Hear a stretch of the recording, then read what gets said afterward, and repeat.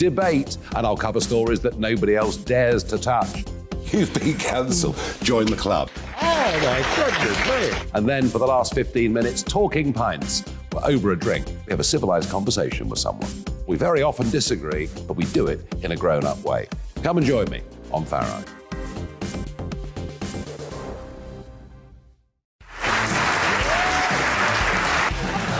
My name is Andrew Doyle. Join me every Sunday evening at 7 p.m. for Free Speech Nation. This is a show where we address current affairs and news stories of the week with the help of two wonderful comedian panellists. I brought in comics because I want to give it a lighter edge, and also they work for less. See you there.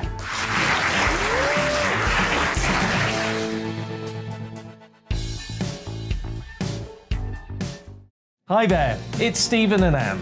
At breakfast from 6 a.m, you'll always be caught up with everything you need to know, the latest headlines, opinions and debates. We'll bring you the good news and the bad, but most of all, we're here for you. Remember, send in your views and let us know what you would like us to talk about. That's because we're your news channel.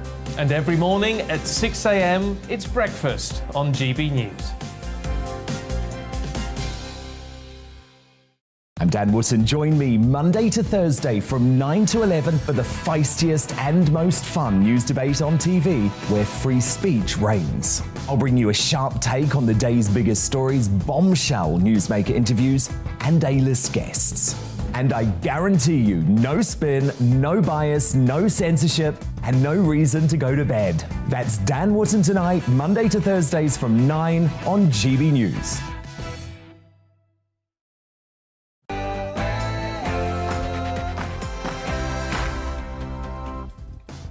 No spin, no bias, no censorship. I'm Dan Wootton tonight. As Boris Johnson continues to mark his final week in office with a valedictory tour of Britain, how should his time in number 10 be remembered? And has he succeeded on issues as diverse as Brexit, lockdowns and the Ukraine war? Tonight, Anne Widdecombe rates Bojo's time as PM. The former Tory minister will reveal his report card. I imagine she's a pretty tough marker, live at 9:40.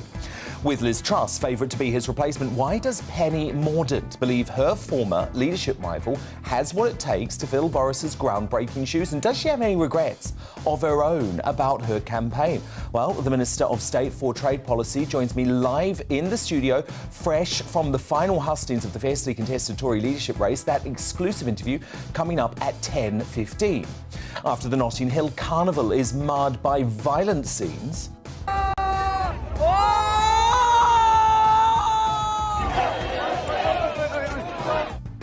should the crime-ridden event be axed? Met Police Federation boss Ken Marsh. Well, he is in no doubt. There is an element who go for one reason, that is to cause harm to others, and that is not stopping, has never stopped, and we need to just say enough is enough. Strong words indeed, but what do my superstar panel think? They'll give their view in the Media Buzz at 10. Tonight, I'm joined by author and media personality Christine Hamilton, businessman and activist Adam Brooks, and the broadcaster Ashley James. But is it woke policing that's destroying lawless Britain's safety? I'll demand a root and branch shake-up of our woke police to bring law and order back to the streets of Britain. That's in my digest coming up next. As a bombshell new GB News People's poll on the 25th anniversary of her death reveals nearly half of young Britons believe Princess Diana was assassinated. Should there be a further investigation into the car crash that killed her? We've got a stellar royal lineup to debate that in the clash at 9:20. Diana's personal protection officer Ken Worth, her wedding dress designer David Emanuel, and royal author and socialite lady Colin Campbell. They're going to take on some of those who are still demanding answers. The journalist and media CEO Ernest Owens and the TV presenter and actress Jenny Barnett. But after another mudslinging interview where she compared herself to Nelson Mandela, has Meghan Markle's crass and delusional publicity drive actually overshadowed the anniversary of Di's death? That's our big debate tonight at 10:30. After putting us through years of brazenly biased broadcasting, has Emily Maitlis reached the pinnacle of lefty liberal hypocrisy by suggesting the BBC is actually pro-Tory? Well, columnist extraordinaire Rod Liddell, and he's got his own issues with Emily Maitlis, is going to give an unfiltered take at 10:40. claims that Shamima Begum was smuggled into Syria by a Western spy. Just another ploy to paint the ISIS defector as a victim who deserves forgiveness. Brendan O'Neill has his suspicions, and he's tonight's Outsider on this at 9:50. As greedy golden balls gushes over the misogynistic, gay-hating Arab state Qatar in this sickening propaganda video. This is perfection. I cannot wait to bring my children back. Can we finally just ignore Beckham's insufferable virtue signalling forevermore? More on that in the Media Buzz. Plus, you'll get a first look at tomorrow's newspaper front pages the moment they land. And Old Crowd, a new Greatest Britain and Union jackass before the night is out. This is Dan Wootton Tonight. Let's go.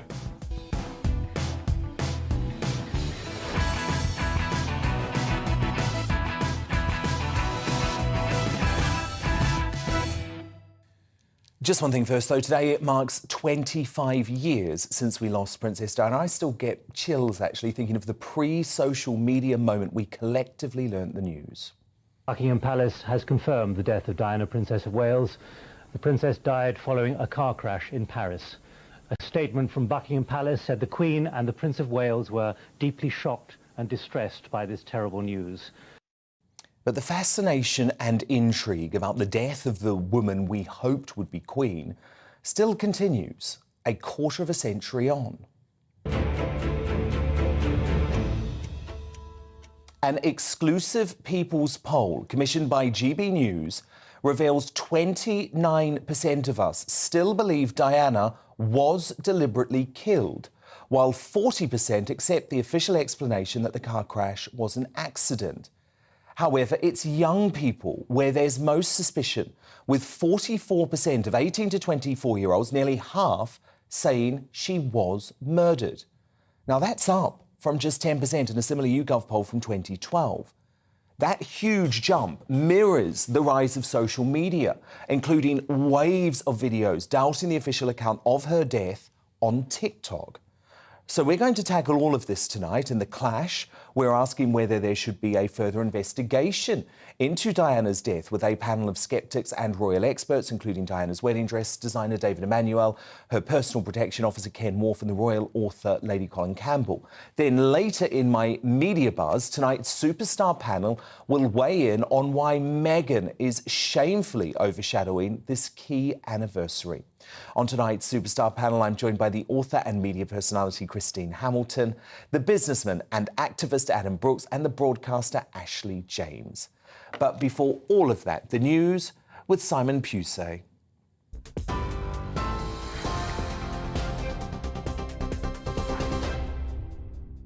Hello, I'm Simon Pusey in the GB newsroom. Liz Truss and Rishi Sunak have made their final pitches to become Conservative leader in front of party members at Wembley Arena in London. Liz Truss says she wants to be a bold leader and create a so-called aspirational nation.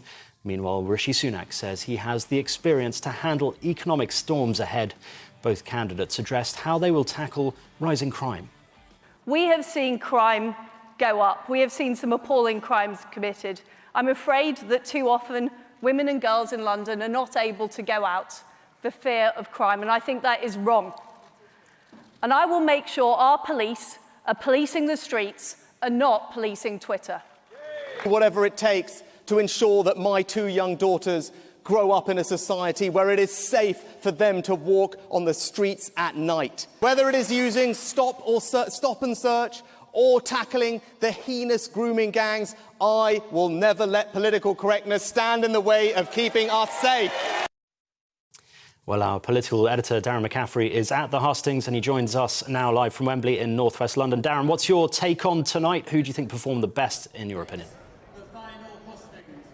Well, that's essentially it, isn't it, in many ways, Simon? They're wrapping up here in North London at the Wembley Arena. After 12 hustings, we are seeing the finishing line within sight. Who won tonight? Well, it's quite difficult to judge in some ways. If you're actually in the hall, you may well have thought that Rishi Sunak was in the lead. Lots of his supporters had turned out tonight, maybe because we are in London. But in many regards, we've heard the same old rehearsed arguments that, frankly, we've heard for the last 8 weeks in these hustings, whether it is on the cost of living crisis, trying to tackle the economic troubles that may well lie ahead, or indeed the review of Boris Johnson. Yes, there were questions on crime, there were questions on childcare costs, There were questions also on speed limits on motorways. But in the end, it does feel that Liz Truss, throughout this campaign, throughout the summer really, has ran ahead with this, and that she will almost certainly become Conservative leader and indeed Prime Minister. Though there are about 48 hours for Conservative members still to decide. The deadline is at 5 p.m, Simon, on Friday evening. That is when the deadline closes for those ballots to be put into place. And then we will get the results on Monday at 12:30 in London. Really interesting news today, though, as well, is that for the first time in her reign, the Queen will not essentially accept the new Prime Minister in Buckingham Palace. It's been tradition for well over a century, but rather in Balmoral, given her ill health. But then the real big task begins for whoever that Prime Minister is on Tuesday, with the biggest difficult in-tray I think that any Prime Minister's faced in a generation. Who will it be?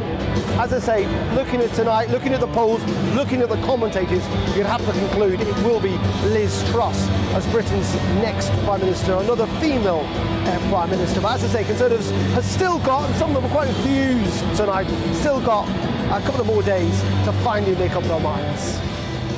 Darren, it sounds more like a rock concert, but thank you very much indeed. Darren McCaffrey live there for us in Wembley Arena. Thank you very much indeed for bringing us up to date with the news there about the Tory leadership candidate hustings. TV, online and DAB Plus radio. This is GB News Now. It's back to Dan.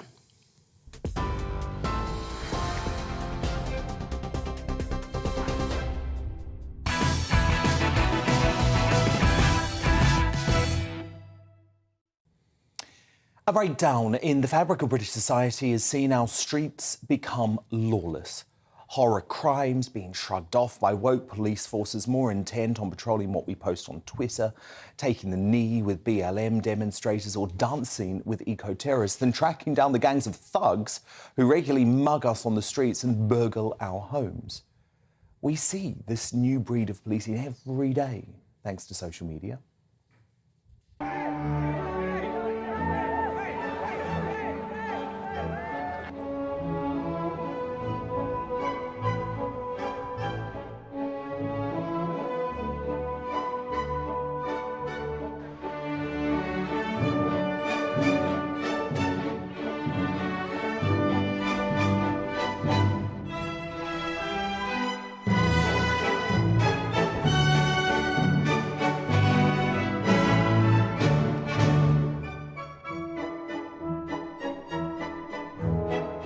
I posted something that he posted. You come to arrest me, you don't arrest him. Why has it come to this?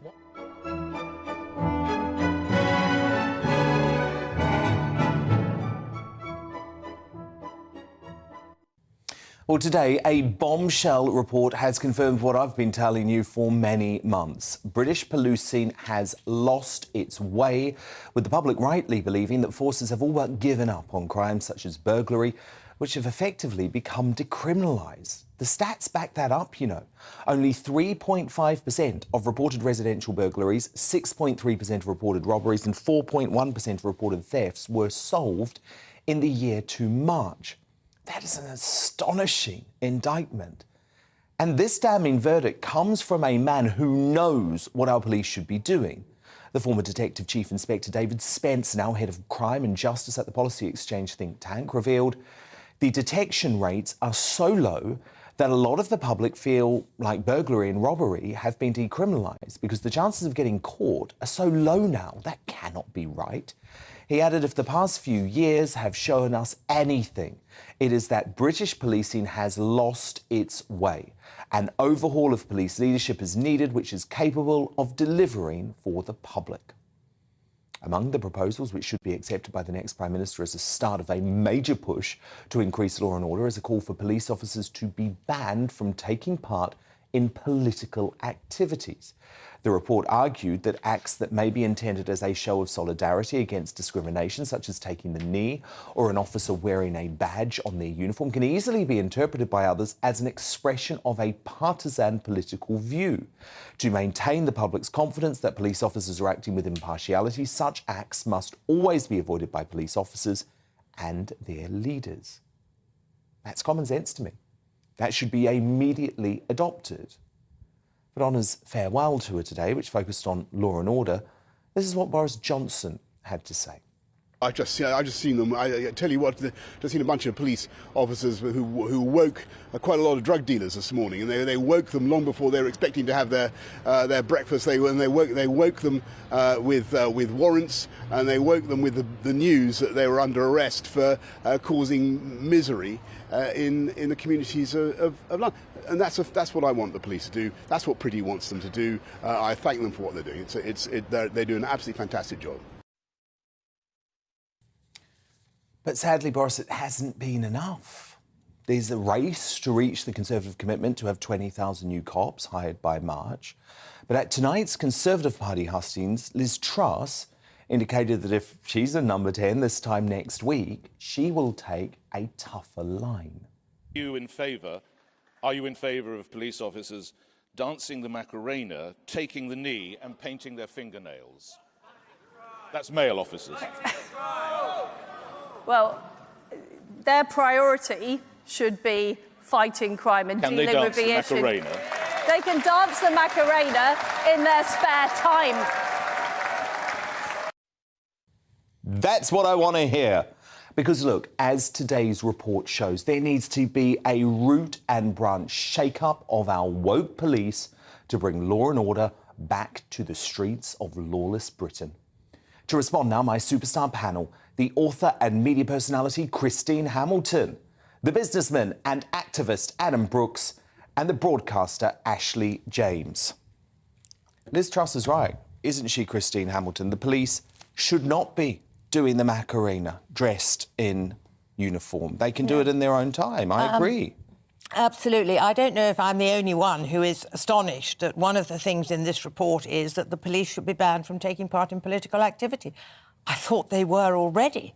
I mean, obviously what they do in their spare time is one thing, but when they're in police uniform, if they've got a badge on or a helmet with stuff all over it, I mean, I am astonished that that isn't already banned. But, I mean, policing has just changed so much in my lifetime, which is it's a long time. But, I mean, where is the Bobby on the beat? If people aren't being apprehended and caught, they're going to go on doing crimes. The two things that stop people doing crimes is, first of all, the chance of being caught, and secondly, the sentence or whatever they're going to get when they are caught. They just know now that they can get away with murder. It was interesting, during COVID, when everybody was at home, burglary went whacking down because all the burglars knew that people would be at home and there would be no chance of getting caught.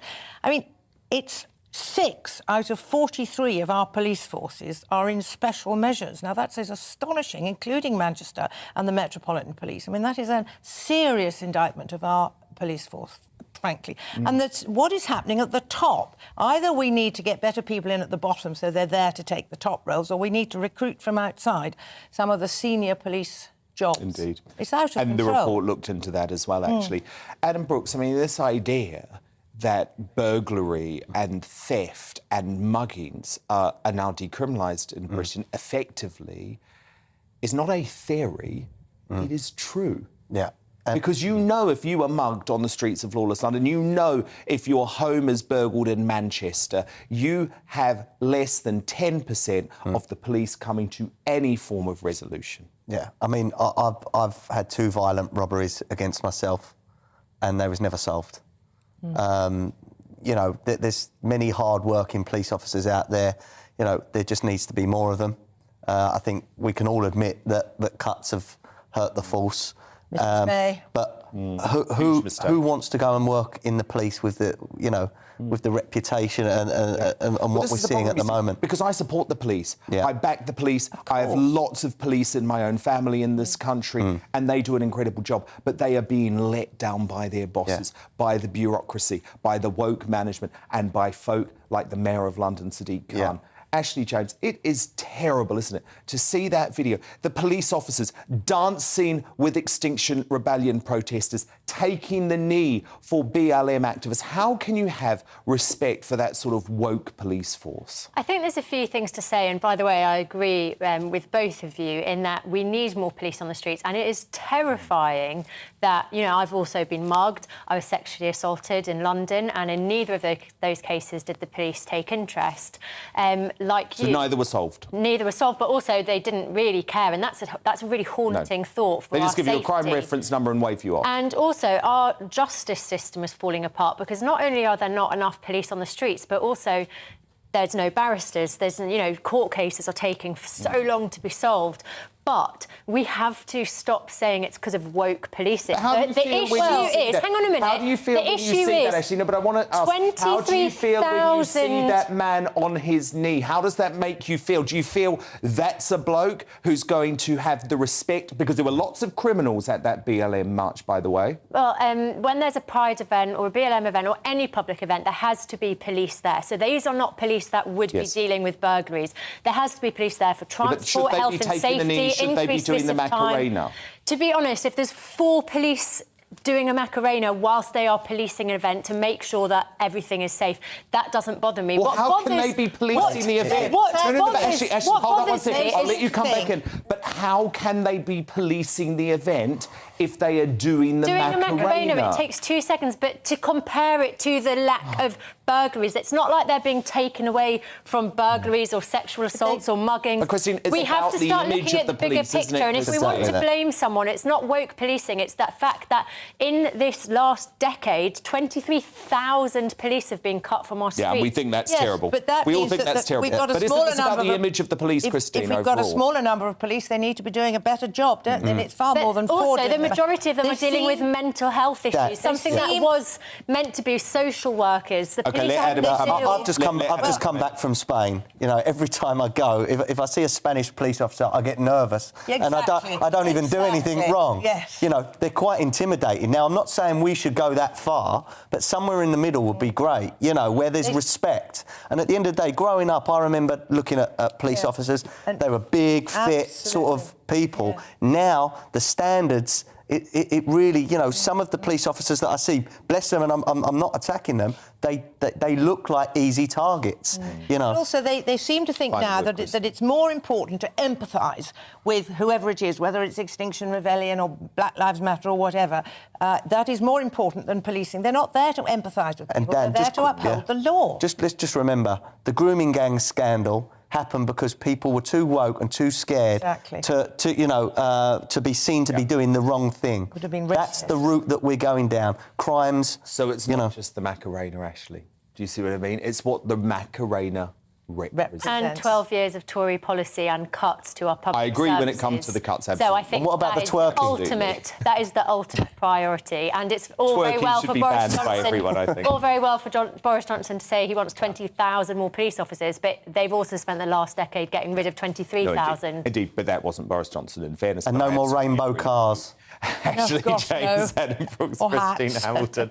Thank you so much. My superstar panel are here all night. But coming up, as Boris continues to make quite a mark in his final week in office with a valedictory tour of Britain, how should his time in number 10 be remembered? Has he succeeded on issues like Brexit and lockdowns in the Ukraine war? Anne Widdecombe is going to issue the report card for Boris Johnson live on air at 9:40. But up next in The Clash, should there be further investigation into the crash that killed Princess Diana? We've got a Stella Royal lineup to debate that after the break. I want to know what you think too. Email me, dan@gbnews.uk. Tweet me using the handle @gbnews. Our poll running there too. Back in just a couple of minutes.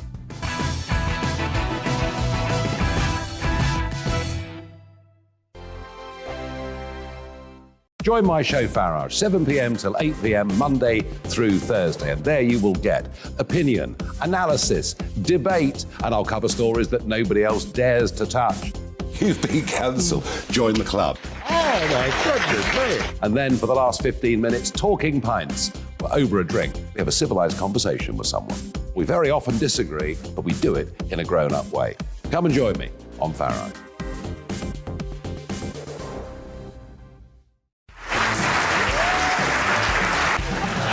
My name is Andrew Doyle. Join me every Sunday evening at 7 p.m. for Free Speech Nation. This is a show where we address current affairs and news stories of the week with the help of 2 wonderful comedian panellists. I brought in comics because I want to give it a lighter edge, and also they work for less. See you there.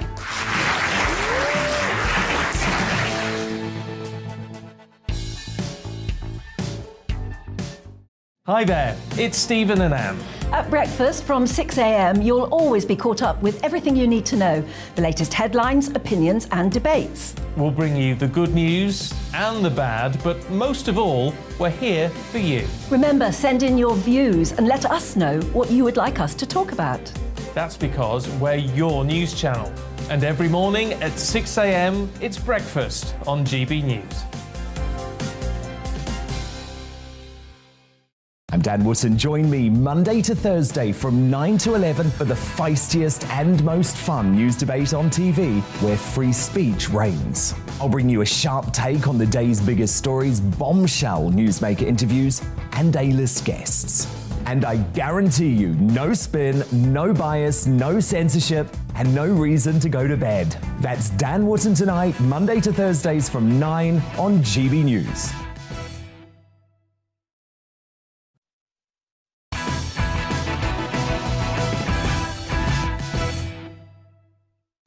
Brendan and Nell and Anne Widdecombe are coming up, but it's time now for The Clash.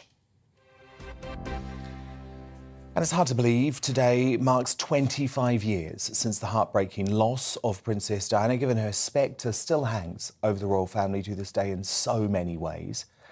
Now, you'll know British and French police concluded her death in a Paris car crash was a genuine accident sparked by a paparazzi chase and a drunk driver who lost control of the vehicle. But there are still swaths of people who question that official narrative, not least Mohammed Al Fayed, the father of Diana's lover Dodi, who also died in the car with her that night in 1997. So that footage is from 2003, where he infamously showed a Daily Express poll showing 85% of Brits thought Diana was deliberately killed. So I wanted to know what we thought today. So we have conducted a GB News People poll, exclusively commissioned by the channel, and it revealed that just 29% of people now believe Diana was deliberately killed. 40% think it was an accident. But it's young people where there's most suspicion, with 44% of 18 to 24-year-olds, nearly half, saying she was murdered.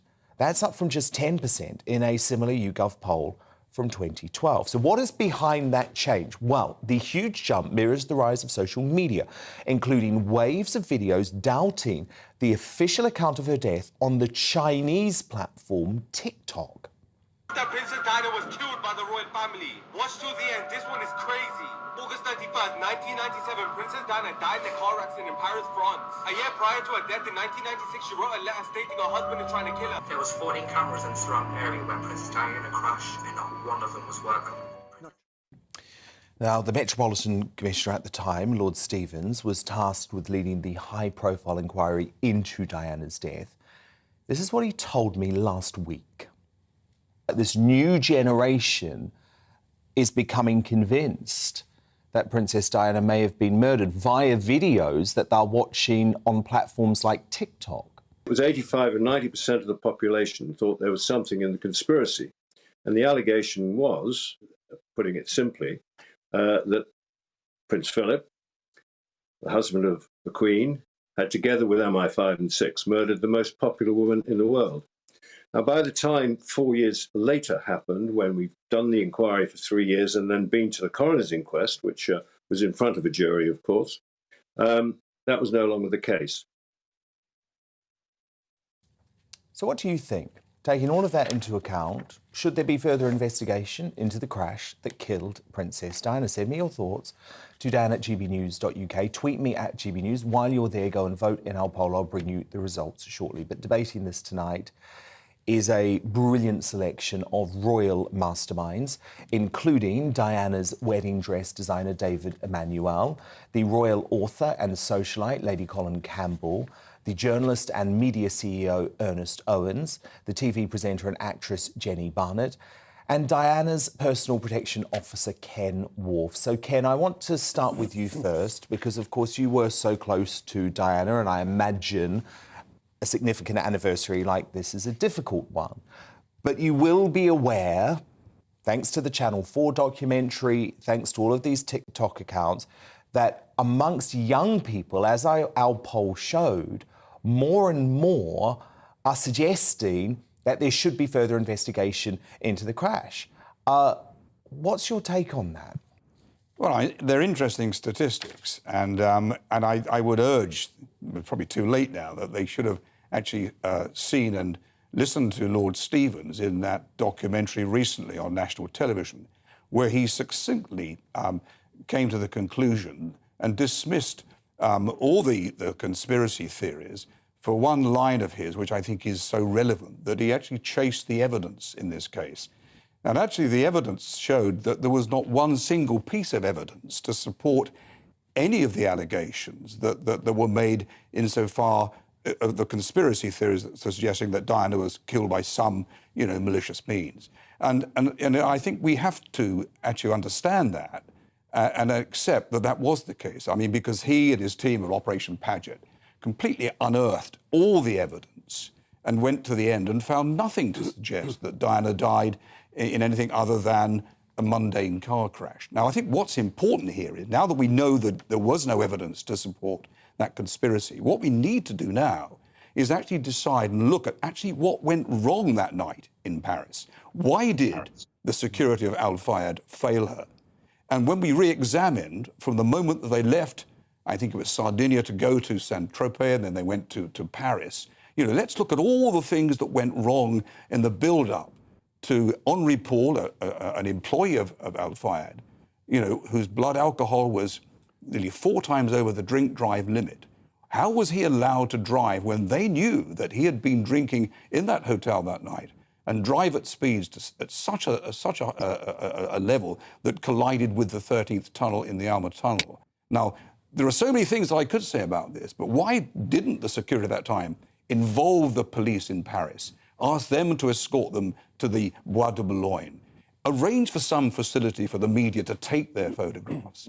There are so many things that have been left unanswered that weren't within Lord Stevens' remit, but we need now to look at and decide and establish what went wrong with the security that night in Paris. Good points. David Emmanuel, of course, your career so intertwined with Diana, you were very close.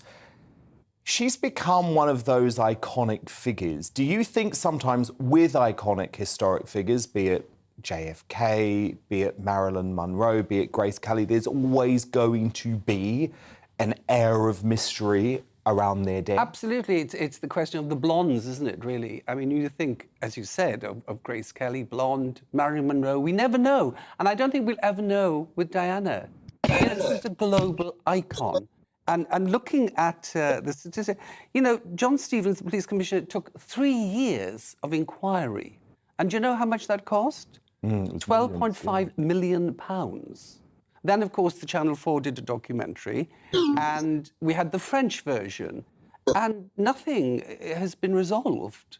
So we're so you don't feel satisfied? Years later, we still don't really have the answers, do we? Well, I slightly disagree with. I think that we do have the answers, David. I think if we look at the first inquiry by Judge Hervé Stéphane in France, he concluded exactly what Lord Stephen and indeed the coroner, Justice Scott Baker in London, concluded, that the evidence didn't find anything to suggest that there was a conspiracy. Yeah. Now, John Stephen, I don't know him personally. I had the privilege of working with him when he was Commissioner of Police. Be rest assured that he and the team that investigated this inquiry, at great cost to the taxpayer, yes, but I have no doubt in my mind that actually the result that they came to was the one. Okay. It may not sit happily with people, but, as he said, he chased the evidence and didn't find any. OK, well, I want to bring Ernest Owens in now, because, Ernest, you are part of that younger generation. You're part of the TikTok generation. You're part of the social media generation. And I believe you do have some doubts around the death of Princess Diana. You're part of that percentage in our poll. Yes. I definitely think that what has been said already is that the investigation to debunk those conspiracies, people have to understand that some of the conspiracies that have been made are also connected to the questions around security. My mindset is, why won't we just do a further investigation to just resolve it all? We should not just focus only on, speculation and salacious details about, motivations behind her death, but actually explore what happened with security that night, what was going on to lead to this point, And really, I think an investigation should give us all that conclusion. I think to have a mystery linger like this when we have the resources and the means to really further investigate other aspects outside of just, within Diana's family, but we should look at, again, what was going on with the security that night, what was going on with the driver, answer some of those other questions that we can get the answers to, so we can wrap this up for not just, Lady C, okay, Lady C, why not? Why not have another investigation, Lady C? Because you're opposed to it, I believe. Right. Well, I certainly am. I mean, I wrote a posthumous biography of the Princess of Wales, and I interviewed absolutely everybody connected with it, and with the Mercedes. And there is absolutely no doubt that it wasn't a hit. It was a perfectly straightforward accident. The physical evidence is all there from beginning to end. The beginning of the accident started when Henri Paul shot off from behind the roundabout into the Alma Tunnel and clipped a white Fiat. The physical evidence was found on the tarmac. He goes into the Alma Tunnel and he puts the car in neutral. All of the witnesses heard the car roar. A car cannot, I should say, an automatic car cannot roar unless it is in neutral. Why did he put it in neutral? He put it in neutral because the airbags had deployed. And the fact of the matter is, we have proof that the airbags deployed because as the car entered the tunnel, there was a car that was driven by a North African couple in front of it. And the woman saw the point of impact with the 13th column. She saw Henri Paul being killed as the engine concertinaed into him and snapped his spine. She could not have seen that if the airbags had not previously deployed. Okay. I want to bring Jenny Barnett in now, Lady C.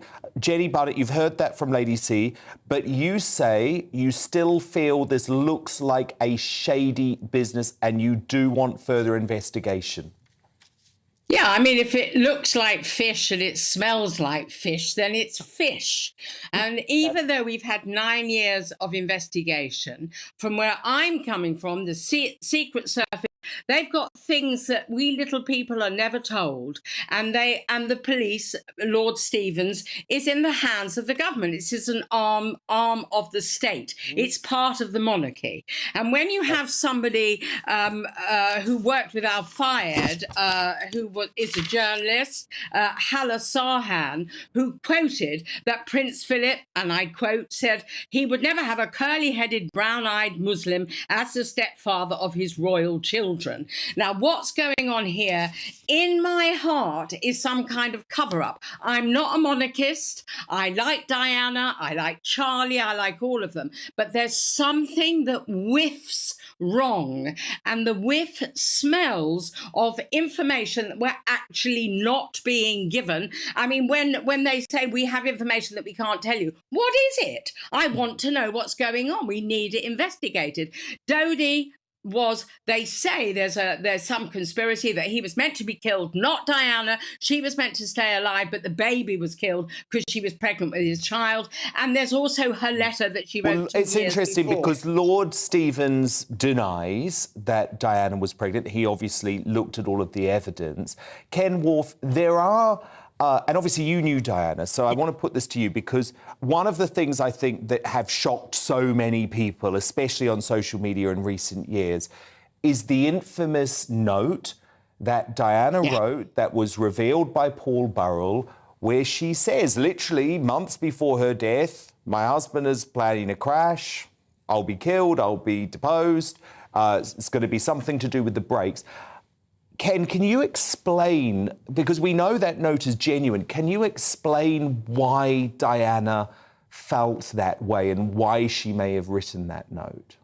Well, there's so much I'd like to respond Please to. do, please. But, I mean, personally, Lady Campbell, who I admire her knowledge of events surrounding Diana. But one thing the Lady Campbell isn't is a road traffic investigator to suggest that this car was in neutral when it acts. I mean, it's just nonsense to suggest that. Lord Stevens employed one of the country's leading traffic investigators to reenact that accident, and he never, in his findings, suggested that car went into neutral and it collided with the 13th pillar. So I think we have to look at the facts, and it's very easy to move away and suggest that there were other issues here. For my part, yes, I'd like, if there was a conspiracy, let's have a look at it. But there isn't. I mean, there is no evidence there, and to suggest that the Duke of Edinburgh with was respect, involved in this assassination. hang on just a moment. Many people. And just hold on one second, Jenny, and then let's go back to the letter that Diana wrote to Paul Burrell, and suggesting that her husband, the Prince of Wales, was tampering with the brakes in her car. Look, I've worked with the Prince of Wales and many members of the royal family. The Prince of Wales has never reversed a car in his life. He's never taken it out of a garage. It gets put in front of a palace, and when he leaves it, it gets turned around, so he just drives forward. He's never put petrol in the car in his life. How the hell would he know how to dismember the braking system of a car? And, so where did Diana get this from? Unfortunately, in her sad life towards the end. Possibly from Martin Bashir. Well, no, she was taking advice from tarot card readers and copper pyramid scientists that were actually giving her absolute... Well, Lord Stevens actually said on the show last week if he had known what he knew today about Martin Bashir, he would have interviewed Martin Bashir under caution as part of his investigation. Jenny, it is interesting, though, isn't it? Because to come back to your point, we've got Lady C here and we've got Ken Wharf, and they can't agree. So perhaps what you're saying, Jenny, is there needs to be further investigation. Well, there need also things like Monsieur Henri Paul, who was driving the car in the Channel 4. I don't know. I mean, you believe what you see sometimes, but his friend said he didn't drink. He wasn't a drinker. He would never have done that. Although Lord Stevens says he has physical evidence and a video showing Henri Paul drinking that night. Lady C, I think you wanted to come in. I did. I wanted to say, first of all, he was drinking pasty in the bar at the Ritz. But secondly, Mr. Wharf is completely incorrect. The evidence was clear that the car was in neutral. That's the physical evidence that was shown by the French police, and it showed up in the inquest. And the only reason that the car would have been put in neutral was that Henri Paul would have been blinded by the airbags deploying, and he had been trained as a driver. Whether he was drunk or not. Okay, fascinating discussion. Jenny, you want to come in quickly? I just want to say one thing, that the French Brigade Criminelle, they say history is made up of truths and half-truths. The aim is to find the truth, and I think that's why we need another investigation. Okay. Absolutely. Look, fascinating stuff. David Emmanuel, I just want to give you the final word, David, because, of course, we should be remembering Diana today, a woman who you knew so well. What do you think she would make of all of the fractures between her two sons, David?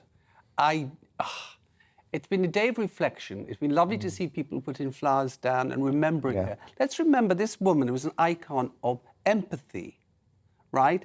And I think she would be deeply shocked. I think if she was alive, it wouldn't have happened with the two brothers. I think you're so right. It would not. I think you're so right. There's no way she would have allowed this to happen. She'd have smoothed the waters. What do you think she'd think of Meghan Markle? You mean the American woman?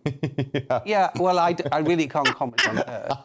I mean, we've got Prince William, who's doing a splendid job, and we've got Harry Windsor in America with an American woman. What a shame. Who's driving everybody nuts. Well, yeah, and also doing her best to bring down the royal family, but that's a whole other story. Well, no, exactly. I mean, she messed up her family, now she's over here trying to mess up the royal family. It's shocking. What a brilliant lineup of royal experts tonight. Thank you so much to all of my guests: Diana's wedding dress designer David Emmanuel, the royal author and socialite Lady Colin Campbell, the journalist and media CEO Ernest Owens, the TV presenter and actress Jenny Barnett, and Diana's Personal Protection Officer Ken Worf. So who do you agree with on that one? It was a really fascinating discussion, wasn't it? Should there be further investigation into the crash that killed Princess Diana? Richard on Twitter said, I voted no. After 25 years, we should just let it pass into history. If a new investigation was open, there would be a flood of new conspiracy theories to accompany it. From Eden, Diana would still be alive today if she had worn a seatbelt. The public purse cannot afford another pointless inquiry. But from Chris, it's obvious there was foul play involved. Good luck trying to expose that, though. And your verdict is now in. 29% of you believe there should be further investigation into Diana's fateful crash. 71% of you say there shouldn't. Now, coming up, as a bombshell book claims Shamima Begum was smuggled out of Britain and into Syria by a Western spy. Is this just another ploy to paint the ISIS defector as a victim? Brendan O'Neill tackles that in The Outsider at 9:50. But next, did outgoing PM Boris Johnson succeed on the central issues that defined his premiership, like Brexit, COVID and the Ukraine war? Anne Widdecombe is going to give her report card on Fojo's Time and Power live next.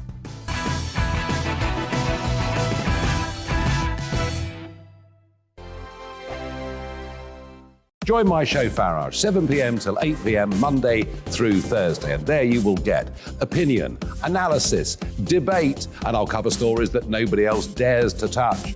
You've been cancelled. Join the club. Oh, my goodness me. And then for the last 15 minutes, talking pints. We're over a drink. We have a civilised conversation with someone.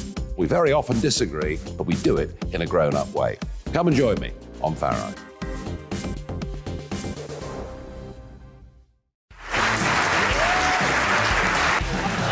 My name is Andrew Doyle. Join me every Sunday evening at 7 p.m. for Free Speech Nation.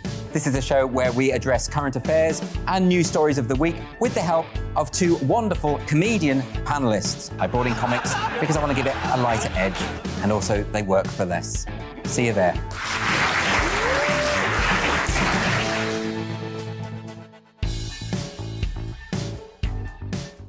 Hi there, it's Stephen and Anne. At breakfast from 6 a.m, you'll always be caught up with everything you need to know, the latest headlines, opinions and debates. We'll bring you the good news and the bad, but most of all, we're here for you. Remember, send in your views and let us know what you would like us to talk about. That's because we're your news channel. And every morning at 6 a.m, it's breakfast on GB News. I'm Dan Wootton. Join me Monday to Thursday from 9 to 11 for the feistiest and most fun news debate on TV, where free speech reigns. I'll bring you a sharp take on the day's biggest stories, bombshell newsmaker interviews, and A-list guests. And I guarantee you, no spin, no bias, no censorship, and no reason to go to bed. That's Dan Wootton tonight, Monday to Thursdays from 9 on GB News.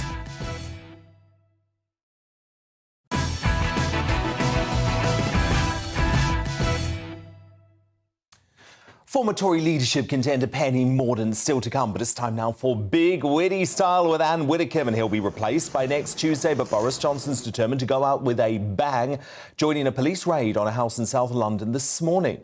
And in a swan-song interview with the Daily Express, a newspaper that has backed him through thick and thin over the course of his premiership, the PM who got Brexit done was typically bullish, saying his successor should grab the torch and run with it, declaring that he's proud of what he's achieved. But should he be? What better point to bring in former Conservative Minister, top Daily Express columnist Anne Widdecombe to give her report card on Boris Johnson's time in office. Welcome, Anne. So look, I want to go through the issues that defined Boris's premiership one by one. So let's kick off, Anne, with the vaccine rollout, where you've given him 10 out of 10. Why? Yes, I have. I don't think there's any doubt at all that that was Boris at his best. That was the buccaneering Boris. He ordered huge quantities of the vaccine before it had even been approved, never mind before it had been produced. Vast quantities of it, made the rest of Europe extremely jealous. And as a result, gave us a head start in protecting our population against COVID. So yes, on that score, I think any genuinely independent observer would give Boris 10 for the vaccines. OK. The Ukraine war, Anne, also top marks. Yes, again, I think that is one of his two big successes, the other being the vaccines.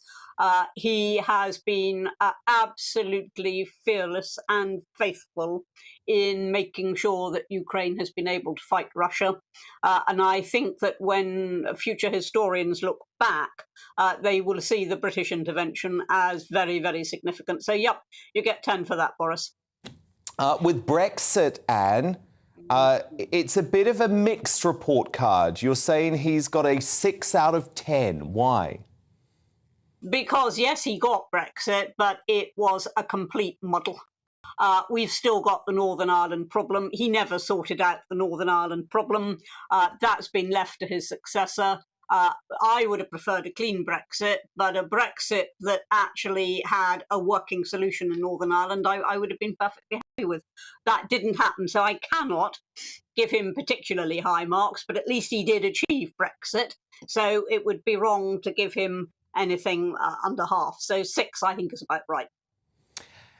Now, when it comes to the pandemic response, Anne, and obviously this includes lockdown, you've been tougher. You say 4 out of 10. Why?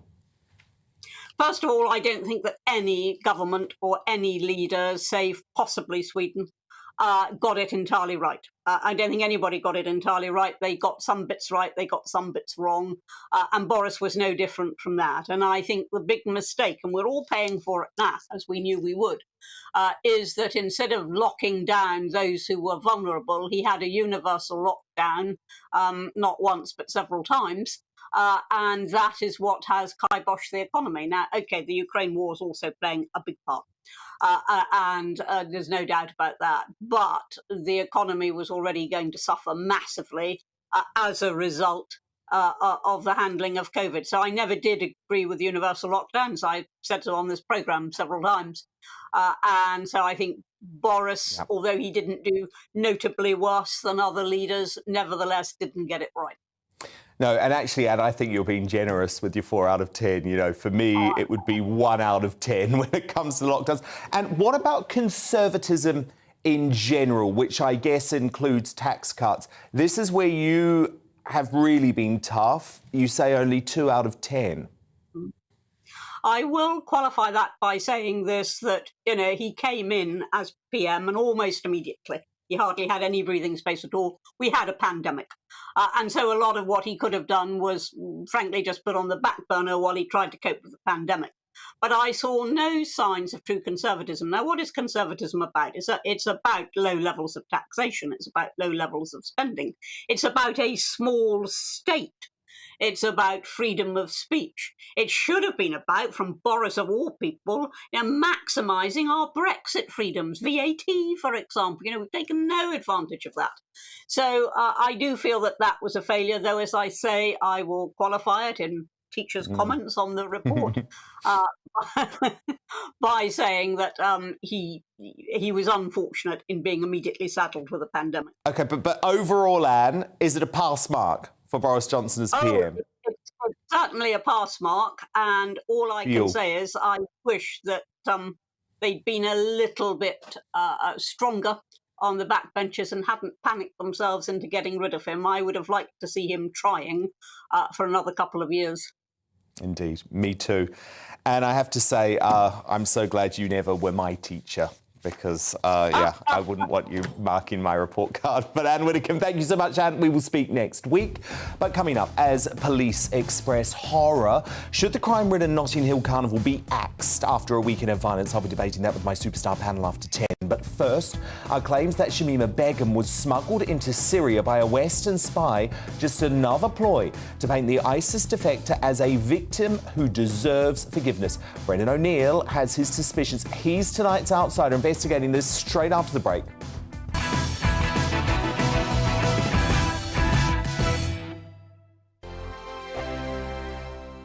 Join my show Farage, 7 p.m. till 8 p.m. Monday through Thursday. And there you will get opinion, analysis, debate, and I'll cover stories that nobody else dares to touch.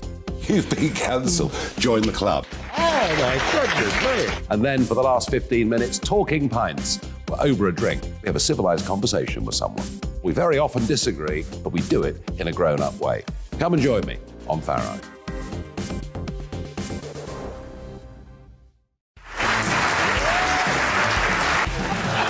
My name is Andrew Doyle. Join me every Sunday evening at 7 p.m. for Free Speech Nation.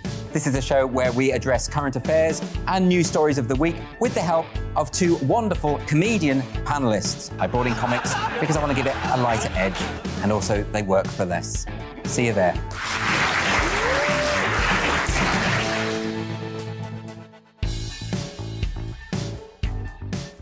Hi there, it's Stephen and Anne.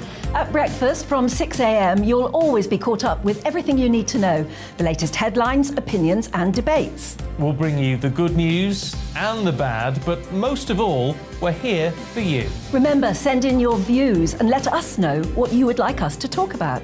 That's because we're your news channel. And every morning at 6 a.m, it's breakfast on GBNews.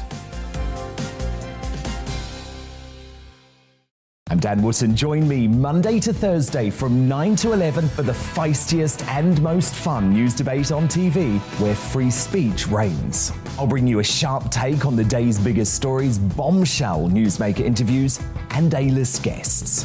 And I guarantee you, no spin, no bias, no censorship, and no reason to go to bed. That's Dan Wootton Tonight, Monday to Thursdays from 9 on GB News.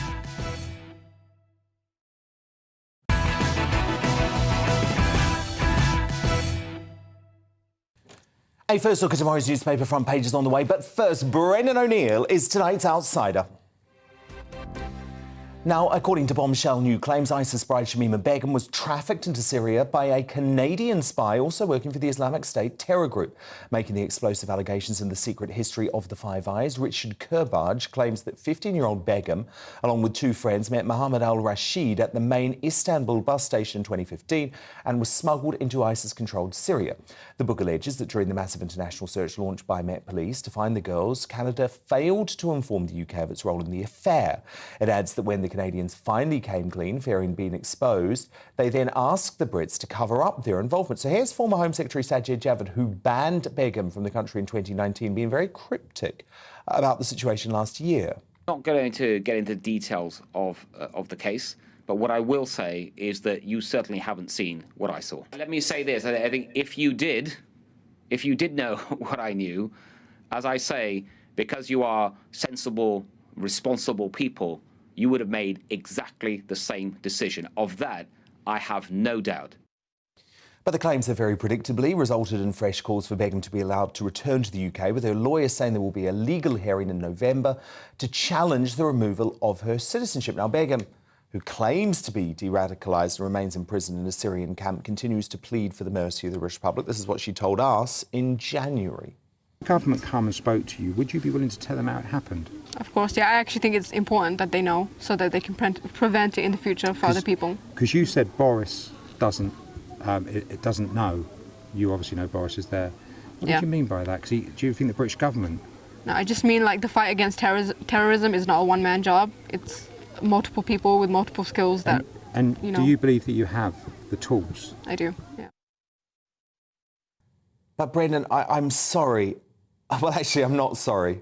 I'm not sorry. I have zero sympathy for this woman. Nothing I've read over the past 24 hours has made me change my mind. I just feel like I'm being asked to feel sympathy to an ISIS defector who joined a terrorist organisation who blew up young kids in the Manchester Arena bombings. I mean, am I wrong? Am I missing something, Brendan?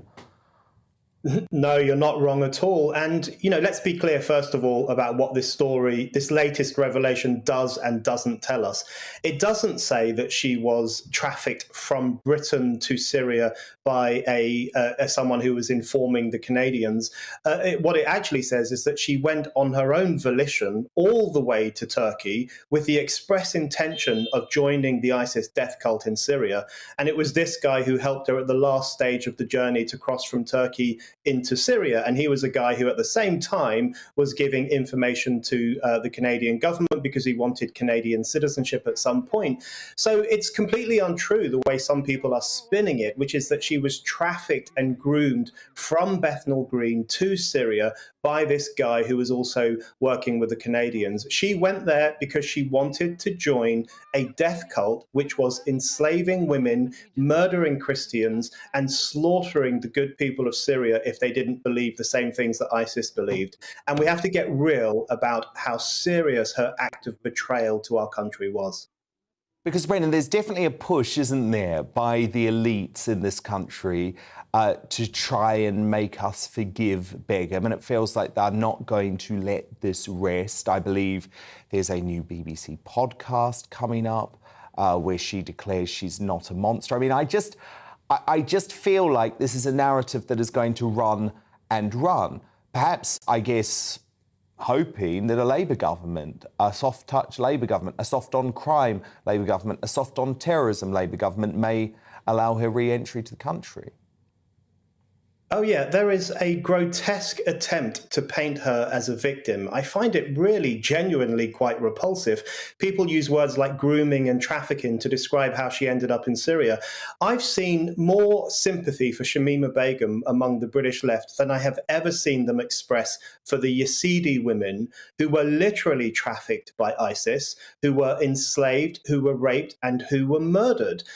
The movement that Shamima willingly joined. I've literally heard people on the left in this country I've seen them shed more tears for Shamima and her predicament than they did for those Yazidi women. I've also seen them talk about grooming in relation to Shamima Begum far more than they have about the grooming gangs in other parts of the UK, which targeted young women and raped young women as well. So they have an incredibly distorted moral compass where they are desperate to depict Shamima as a victim of Islamophobia, a victim of British racism. That's apparently why we ripped up her citizenship. And they are painting her as almost like this sympathetic figure who lacks all agency. She didn't know what she was doing. And I think they are undermining the way in which she behaved like a traitor. And she turned her back on this country and joined one of the most evil organizations in the world. We cannot lose sight of that. Brendan O'Neill, thank you so much. Thanks.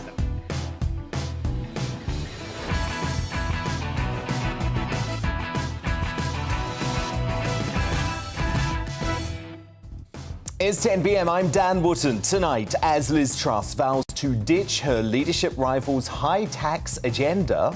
Listeners to my LBC show heard one Boris Johnson say, "There will be no new taxes, read my lips." Can you say tonight, read my lips, no new taxes? No new taxes. No new taxes.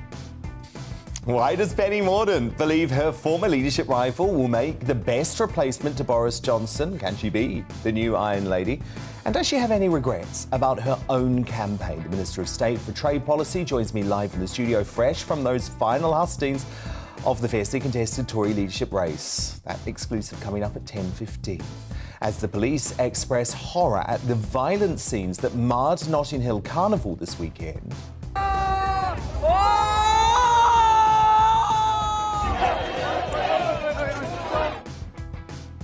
Should that crime-ridden event just be axed, got rid of altogether? My Superstar panel give their view on how to fix lawless Britain in the media buzz next. Tonight, I'm joined by author and media personality Christine Hamilton, businessman and activist Adam Brooks, and the broadcaster Ashley James. As a bombshell new GBNews People poll reveals nearly half of young Britons believe Princess Diana was assassinated, has Meghan Markle's crass and delusional publicity drive overshadowed the 25th anniversary of Di's death? That's our big debate tonight at 10:30.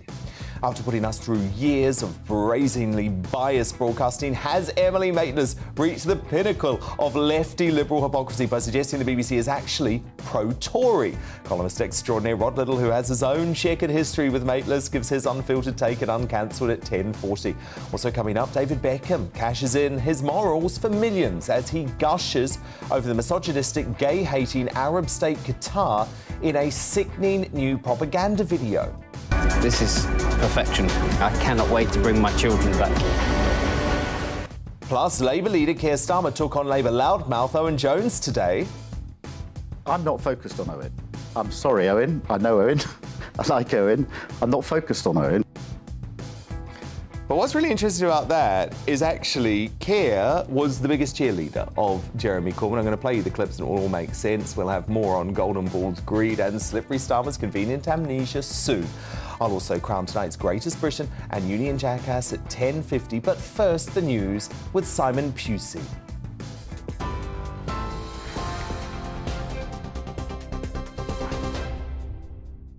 Hello, I'm Simon Pusey in the GB newsroom. Liz Truss and Rishi Sunak have made their final pitches to become Conservative leader in front of party members at Wembley Arena in London.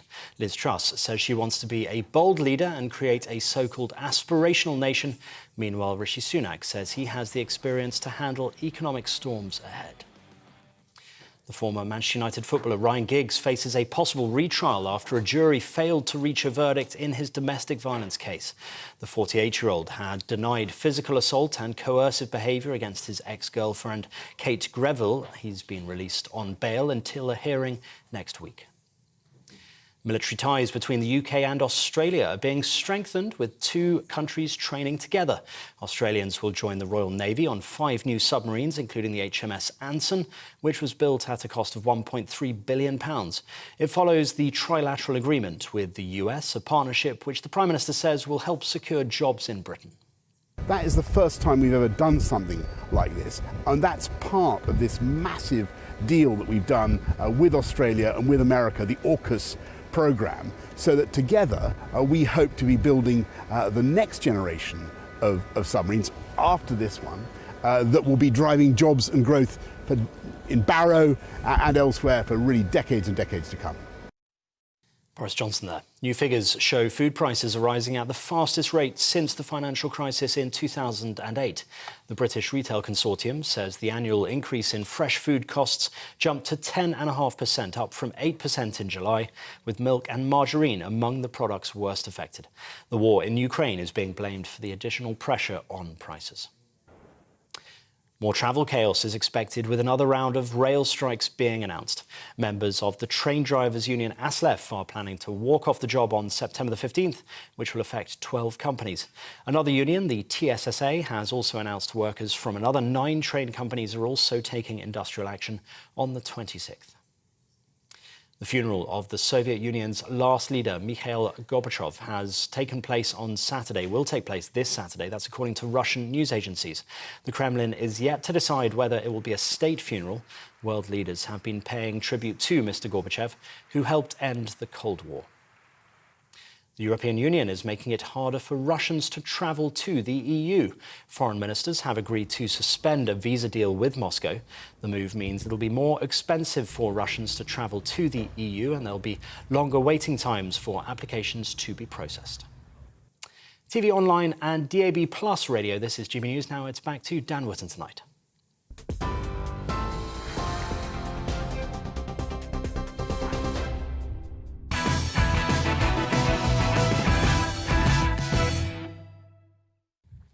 Tomorrow's news tonight now in our Media Buzz.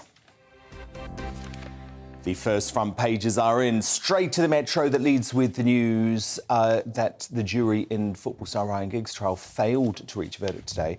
The Manchester United legend could now face a new trial over allegations he coerced and assaulted his partner Kate Greville. He denies all the charges against him. I have to say, this is actually so sickening when it comes to the justice system in this country, both for the accused and the accuser, because the soonest a new trial will be able to take place is June.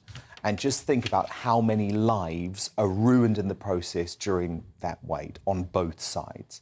That Giggs trial also features on the Independent front page. The paper also reports that a leading think tank has warned that inflation is pushing 3 million people into poverty in what it describes as the biggest squeeze in living standards for a century. The I Now and the Conservative Party is reportedly pleading with Liz Truss to act now and solve the rise in energy prices. She's not Prime Minister yet, guys.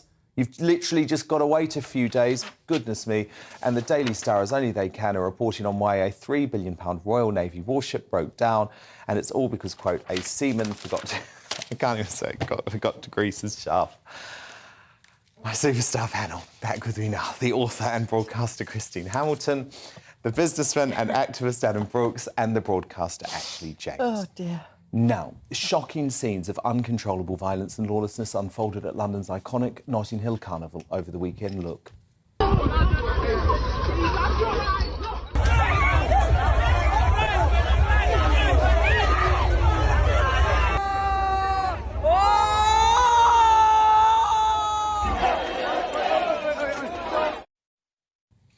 Statistics released by the Met Police revealed that there were a staggering 209 arrests made over the 2 days for offences including possession of drugs, criminal damage, assault, sexual assault and possession of an offensive weapon. 1 person was killed, 6 seriously injured and 74 police officers were wounded. Exasperated London Police are now calling for the carnival to be moved to a private venue or scrapped altogether for both the protection of their officers and innocent bystanders. Metropolitan Police Federation Chairman Ken Marsh, well, he's at the end of his tether. We cannot have a situation where every year, bank holiday weekend, Tuesday and Wednesday, all I do is discuss with you and every other media outlet about why there were so many of my colleagues seriously injured, assaulted, etc. Members of the public seriously injured, assaulted. We seized dozens of knives over the course of the 2 days. We stopped probably 200 or 300 fights, small sporadic fights. This is not a fun-loving weekend. There is an element who go for one reason. That is to cause harm to others, and that is not stopping, has never stopped, and we need to just say enough is enough. Christine Hamilton, isn't he right? I mean, isn't he right? His officers are being completely injured. It's uncontrollable because it's not in Hyde Park, for example. Maybe it is just time to say this is too violent. It's a great concept. Let's put that in there straight away. It's a great idea, and on paper, in theory, it's a fabulous idea. But it's got... And by the way, I used to go years and years and years ago, and there was a nice vibe. Yeah, I would exactly. not go anywhere near it today, Christine. No, well, I certainly wouldn't, and I certainly wouldn't allow any person I was responsible for to go. But it's got completely out of hand. When he's right, why should his policemen put up with all that sort of thing? Moving it to a private venue would... It would take away some of the spontaneity, but it would certainly control it more. And people turn up, apparently, in masks and hoods, which they claim is, it's because of COVID. Nothing to do with COVID. It's so they can hide their identity, they can get high on drugs. And the whole thing seems to me to have been hijacked by the worst elements, the druggy element, the criminal element, and something's got to be done. Why should the police... And what are the millions it cost and the mess of clearing it up? A friend of mine was there, actually, and he saw people with graffiti cans spraying all over some shop fronts. The police were just standing there doing nothing about it. They didn't dare get involved because the thugs who were doing it looked so threatening. Enough is enough, frankly. Welcome to Lawless London. Sadiq Khan's Lawless London. Welcome to Lawless London. Sadiq Khan tried to claim that the event was immaculate. Ashley, I mean, he has no idea about what's going on in his city, does he? I think I had friends that went to Notting Hill Carnival. You wouldn't go, though, I actually do go, but I haven't been since lockdown. But I have friends who you would have gone this year? I have friends that took their children this year, and it's such a fun day. You'd have to be mad to take your Look, I was at Reading Festival this week, and I was DJing, and at Reading, of course, there is a death, a different death, a drug-related death. There's fires, violent, 50 people ejected, spiking, rumours of somebody spiking a needle during Arctic Monkeys. And a massive all mountain of that rubbish afterwards. is awful. And Yes, but it's a controlled environment. But violence still happens. And if we talk about cancelling something like Notting Hill Carnival, then do we cancel all Moving festivals? it, not cancelling it, moving it. And the thing is, though, there is... What's wrong with it being held at Hyde Park? There's so much joy at Notting Hill Carnival because the history of it is in Did you see that Notting Hill. footage? It didn't look like much joy to me. I'm not condoning that at all, in the same way that I don't condone any violence. But I also have friends that went there. That's horrific. This is lawless But sadly, London. look at football matches. You always see scenes like this. You don't. We don't. Yes, Not you like do. that. Yes, you do. Look There at is that. scenes of violence at festivals, at football stadiums, anywhere that there are big But Adam, congested isn't areas. the key different here, though? Football games, festivals, music concerts, they are controlled events. Yes, there's a police present, but it's ticketed, it's at a controlled space, there's lots of private security as well. The issue with Notting Hill Carnival is this is lawlessness that just spills over into the streets. I'm probably going to surprise people here because I wouldn't want to see it banned. And I think, it's been going over 50 years, it's part of our culture.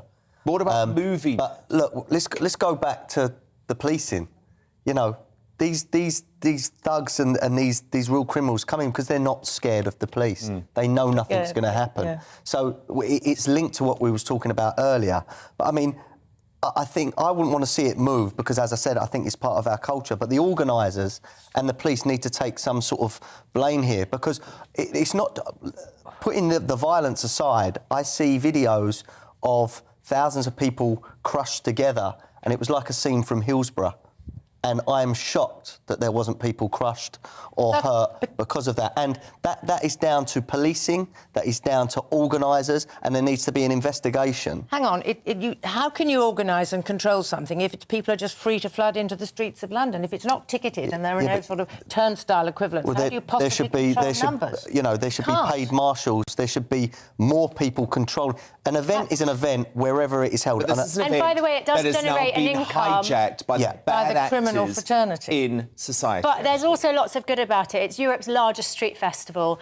London is a world city, and Notting Hill Carnival is ranked alongside New Orleans' Mardi Gras, Toronto's International Carnival. Really? It is. With that level of crime? They say that 90,000 visitors visitors come from abroad over 3 days. They spend on average over 45 million people from abroad Well, I who think come it's to Notting changed. Hill. I actually think it's changed in recent I had years friends because it's there very this unsafe. weekend. And did they feel safe? Yeah, and they, like I said, they took their children and they had an amazing day. It's always really sad to see that, and I agree with what you're both saying. You wouldn't want to take your Well, my child is a toddler, so I wouldn't take him there. But when he's a bit older, I would. And I have friends that would. But equally, it's the same if you go to any festival or any football event and going. I agree with what you said. Look, there needs to be more policing. It's very sad. I agree that we don't want to see such a historic event cancelled, but I think Christina's right. It's going to have to... The scenes are shocking, Dan, and it's environment like it is unacceptable. Hyde Park, which is close to Notting Hill. Things have got to change. It cannot go on like the scenes we saw this year were just intolerable. No, and it's just going to get worse. Unacceptable. Now, Keir Starmer has found himself in a rather awkward position today because he was showing the moment live on national television where the hard left loudmouth Owen Jones branded him a political con man. Watch. Keir Starmer is a professional political con man. He has brazenly, overtly delivered the exact opposite of what he said he would be. I'm not focused on Owen. I'm sorry, Owen. I know Owen. I like Owen. I'm not focused on Owen. The Labour Party's lost 4 elections in a row. Owen was a cheerleader of the last attempt, and we failed. Sorry, Keir. You were officially Corbyn's biggest cheerleader. You served in his shadow cabinet for nearly 2 years, backing his every word until it was no longer politically convenient. I think I just have to remind everyone of this.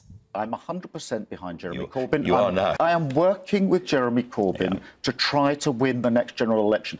And don't trash the last 4 years, because what Jeremy Corbyn brought to this party, he made us an anti-austerity party that stood against cuts. You're loyal to Jeremy Corbyn, and you've spoken in his defence just now.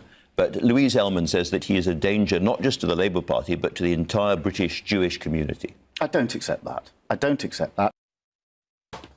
So slippery Starmer. He might try and run away from his past, but we, as always, have the receipts, and we'll be showing more of them as the election comes closer. Christine Hamilton, Adam Brooks, Ashley Jones, do stand by, because coming up, as our bombshell GB News People's poll reveals nearly half of young Britons believe Princess Diana was assassinated, has Meghan Markle's crass and delusional publicity drive overshadowed the 25th anniversary of her death? That's our big debate at 10:30. But up next, former Tory leadership contender Penny Mordaunt joins me fresh from the final Tory hustings to discuss why she believes Liz Truss will make the best replacement for Boris Johnson and whether she can be the new Iron Lady. The Minister of State for Trade Policy will also reveal whether she has any regrets about her own leadership campaign. Penny Mordaunt live in the studio after the break.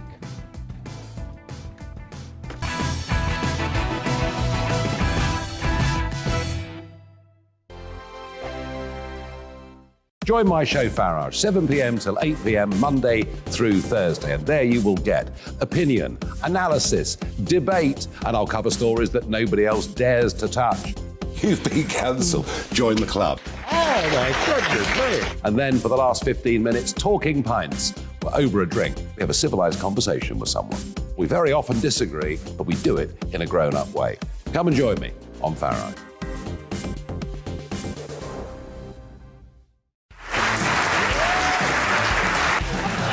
My name is Andrew Doyle. Join me every Sunday evening at 7 p.m. for Free Speech Nation. This is a show where we address current affairs and news stories of the week with the help of two wonderful comedian panellists. I brought in comics because I want to give it a lighter edge, and also they work for less. See you there.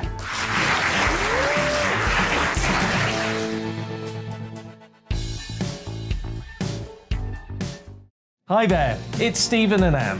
At breakfast from 6 a.m, you'll always be caught up with everything you need to know, the latest headlines, opinions and debates. We'll bring you the good news and the bad, but most of all, we're here for you. Remember, send in your views and let us know what you would like us to talk about. That's because we're your news channel. And every morning at 6 a.m, it's breakfast on GB News. I'm Dan Wootton. Join me Monday to Thursday from 9 to 11 for the feistiest and most fun news debate on TV, where free speech reigns. I'll bring you a sharp take on the day's biggest stories, bombshell newsmaker interviews, and A-list guests. And I guarantee you, no spin, no bias, no censorship, and no reason to go to bed. That's Dan Wootton Tonight, Monday to Thursdays from 9 on GB News.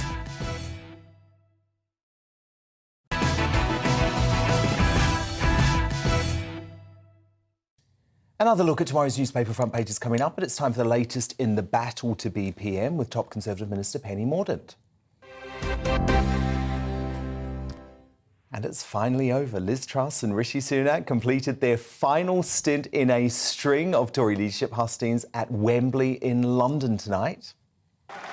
In 2019, listeners to my LBC show heard one Boris Johnson say, "There will be no new taxes, read my lips." Can you say tonight, read my lips, no new taxes on your administration, please? Yes, no new taxes. No new taxes. That was a good moment. But, of course, the race for number 10 could have been so very different if just 9 more Tory MPs had sided with Penny Mordaunt instead of Truss during the Westminster ballot. Brexit backing Penny, who was struck by a string of harsh criticisms over the course of the campaign, finished a close third in the race, thanks to a previously glittering political career that's seen her serve as the MP for Portsmouth North since 2010, become the first female Defence Secretary in 2019, and land her current Trade Minister job last year. And while Boris Johnson has just around 120 hours left before he leaves Downing Street for good, we could easily have been looking at Royal Navy reservist Penny starting her own premiership next week. But she narrowly suffered defeat and gracefully bowed out of the competition, now throwing her weight behind Boogie's favourite Liz Truss. And I'm delighted to say Penny joins me in the studio. So, Penny, look, I'll talk about Truss and the campaign and what's next in just a moment. But I actually wanted to start with the personal tonight, because it must be quite hard for you to get your head around how close you came to be Prime Minister, because all of the polling showed that if you had made it into the final 2, you were going to thrash Rishi Sunak. So have you accepted it? Are you there yet? Such a small number of MPs. If you'd convinced them, you could have been looking at entering number 10 next week. I have come to terms with the fact that I wasn't in the final 2, of course. And, you know, you look at the campaign you run, you do your best, but ultimately this is about getting a Prime Minister for the country. And I could have just stayed neutral and let people get on with it. But I think this is too important to contest. It's always important, but at this moment, yes, for the country, indeed. And I will vital. come to that in just a moment. But in terms of your campaign, do you have any regrets given how close it was? Is there anything you wish you'd done differently? I think this is a waste of energy to have those regrets. I don't regret that I ran. I hope I helped shape the contest, and I think it's important that we try and shape the future and we focus on the future, and that's why I've declared for Liz. Do you think it was unfair that you were branded the woke candidate? Because that is what seemed to spark the change in fortune, specifically around the fact that in 2018, in Parliament you said a trans man is a man and a trans woman is a woman. Is that fair? And do you stand by that comment now? This is politics. Your opponents are going to say all sorts of things about you. I can only control my own campaign. I didn't diss the other candidates in my campaign, which I joke, is why I came third. They dissed you. Well, they may have, but that's their business. Yeah. And at the end of this, we've got to. Are you woke? Look, is that fair? Dan, let me address this. I was the only candidate in that contest that has won a Labour working class seat and held it and has a decent majority in that seat now. And I refer you to their judgment, those people that elected me. They don't vote for people that are nonsense, head in the clouds individuals. I'm very practical. I wish we'd talked a lot more about the NHS than certain social issues in the campaign, which are not really the concerns of most people in this country. And that's why I've won a Labour seat. So, yeah, there was a lot of unfair things that went on, but there's no point in dwelling on that. We've got to move on. We've got to look ahead. On the trans issue specifically, though, do you accept that when it comes to those really hot-button, difficult issues like women's sport, like safe spaces for females, toilets, changing rooms, hospital wards, that actually a trans woman isn't a woman? So, look, let's address this issue, right? And I've said this in the campaign, I've said it before the campaign. I am biologically a woman. I know the difference between a man and a woman. I can't believe we've had these debates during this contest. There's been far too much bollocks in every sense of the word discussed, quite frankly. I understand this because, as you alluded to, I train against men. I understand the biological differences, which is why when I held the equalities brief, I raised the issue about sport years ago, and why I completely have always said that we need to look at the science in this, we need to listen to the sporting bodies, and they need to have the confidence to make the right decisions. But, and this is why everyone gets their knickers in a twist, because there are some people who were born, for example, men, who legally are recognised as women. And when we're writing law, that is really a very important factor. Trans women aren't biological women like me, but they deserve respect, they deserve kindness, and I will always take that approach in my politics. And it is interesting you talk about some of the issues that have been discussed during this campaign, because one of the reasons people like my great friend at the Daily Telegraph, Alison Pearson, backed your campaign right at the beginning, is that she knew you had the best hope of beating Keir Starmer at a general election. Do you worry that at times your party has maybe gone too far down the Conservative rabbit hole during this campaign and hasn't thought about the big picture? Because we are facing, and I talk about it every night, a very real threat of a coalition from hell, Labour, the SNP, the Lib Dems, and the Greens. That is a realistic possibility. Yeah, and look, one of the strengths of the Conservative Party, and we're the most successful political party in this country's history, is because we're a broad church and because we have tended to hold the centre ground. And the centre ground moves around a bit in politics, but we've appealed to the centre of where the country is at any given moment.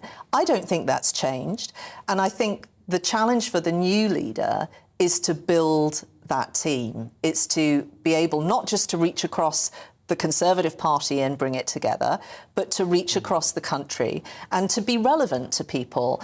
And I think Liz can do that. Yeah, so why Liz over Rishi? So, look, I like both of them immensely. I have a lot of respect for them. They're good Conservatives. They love their country. And I wish them well in this campaign and beyond. But I do think we're at a real inflection point for our country right now. And if we've got all of this COVID backlog to deal with in the NHS, a huge amount we have to do on education to enable children and young people to thrive, plus all of the ambition that the British people had in 2016 and 2019 when they gave us that huge majority to really maximise the opportunities from Brexit and take this country forward. That's a huge list of things in someone's in tray. And Liz is right. Business as usual is not going to do that. And I think that she has a plan of how to deliver on that, how to get us out of the situation we're in, but also deliver on those Brexit opportunities. But also I think she offers a bit of hope as well, because no government, no matter how good it is, can do anything on its own. We've got to inspire people, we've got to win back trust, and we've got to ensure that we're listening and we're being motivated by their priorities. And my God, we need that, because the challenges in the country are immense at the moment. We know that. I've been speaking earlier in the show tonight about lawless Britain and this policy exchange report that suggests there needs to be a massive shake-up of the police.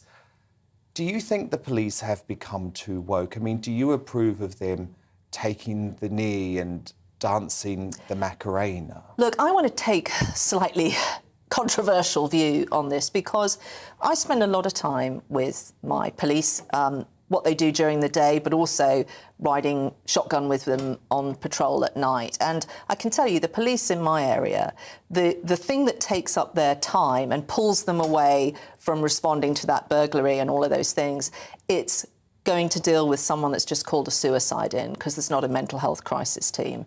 It's about finding a 6-year-old kid roaming the streets at night because, you know, the social care plan isn't in place for that individual. If we want to really help the police do their job better, those are the things we need to concentrate on that are eating up their time. I don't agree with every policing plan that's ever been written. In fact, in the last few days, I've criticised my own, policing plan, not in my own area, but in a neighbouring constabulary, because they did something that I thought was wrong. They prevented a local newspaper going to press and being delivered because it wasn't viewed as an essential service. Because of these eco-terrorists. Because of the eco-terrorists. So, I've made a complaint about that, and I want that reviewed, and I know Priti Patel feels the same way about that. So I don't agree with every single thing that's in every single policing plan. But you know, we just got to recognise these people do an incredibly difficult job in very difficult circumstances. And I think if we're going to support them properly, we need to look at those other services that they are picking up the loose ends from. They seem to pick a lot of the wrong battles at the moment, because your constituency is actually covered by the Hampshire Police. Yeah. And recently they've been in the headlines because they arrested a guy, a veteran, because he had posted on social media a tweet that Lawrence Fox had posted. And this was it going on, actually. Liz Truss, tonight, you're obviously at the hustings. She was very clear. She said the police should be focusing on solving violent crime, not policing people's tweets. Do you agree, and do you think this was police overreach? Look, I think that Liz Truss is right on this. And what you have is you end up with lots of members of the public using up police time by, if they've got a row with a neighbour, you know, the row goes on social media, and that eats up police time. But again, all of these sorts of issues are issues that should be being dealt with by other local services. It's about that community cohesion, or it's someone with a mental health issue that should be being dealt with and supported by those services. So, yeah, Liz is absolutely right on that front. But I would just say, if we're going to criticise the police, let's get this in perspective. They're not doing this all the time, or you know, dancing the Macarena, you know, every weekend. There are brilliant police. They are doing an amazing job, and police in this country. We should say that. We should say that occasionally. Look, just finally, I want to talk about your book, because during the campaign, it caused a lot of criticism and a lot of controversy. And one of the things, I'm not sure if you're aware of it, but one of the things that people were very concerned about were your links to Bill Gates, because, of course, he is someone who has been very controversial over the past couple of years. His work with the World Economic Forum has worried a lot of people over the COVID pandemic. Do you just want to explain, because I don't think you've ever been asked about it before, what your relationship with Bill Gates is, and do you think he has too much of an influence on British politicians? So I don't think he has too much of an influence on British politicians. I think he's only come to Parliament a few times. in the whole time that I've been there. I got to know him through international development, and he made some investments in some of our universities to help pest control and crop yields and all sorts of things to help our farmers, but also farmers overseas as well. So that's how I know him. And he has invested a huge amount in all kinds of charitable ventures around the world. I think he's a good philanthropist. I know he's not everyone's cup of tea, but I think by and large the world is a better place for having had Bill Gates in it. OK. And do you know what job you're going to get yet? No, that's just nobody does. Reshuffles are crazy. Who's going to win? I think that she will do it, and I think that she's captured the imagination of not just our electorate for this contest, but the country, and the commitment she's made tonight, I think, are very welcome. And I think the key point you made earlier is we need hope. We do. And that is what she is hopefully going to deliver if she's... Yeah, she'll be a great Prime Minister. Penny Mordaunt, Trade Minister and former Tory leadership candidate, thank you so much. Now, coming up in Uncancelled, after putting us through years of biased broadcasting, has Emily Maitlis reached the pinnacle of liberal hypocrisy by suggesting the BBC is actually pro-Tory? Economist extraordinaire Rod Liddle, who has his own checkered history with Maitlis, is going to give his unfiltered take very soon. But up next in the Media Buzz, as a bombshell new GBNews People poll reveals nearly half of young Britons believe Princess Diana was assassinated, has Meghan Markle's publicity drive overshadowed the 25th anniversary of her death? That's our big debate, coming up straight after the break.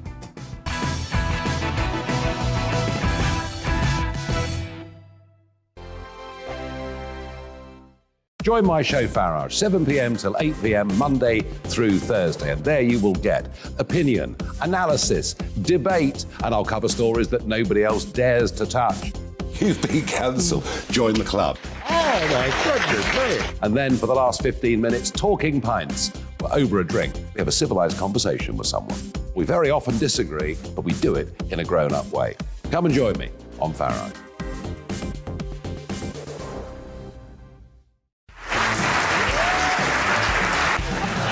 My name is Andrew Doyle. Join me every Sunday evening at 7 p.m. for Free Speech Nation. This is a show where we address current affairs and news stories of the week with the help of two wonderful comedian panellists. I brought in comics because I want to give it a lighter edge, and also they work for less. See you there.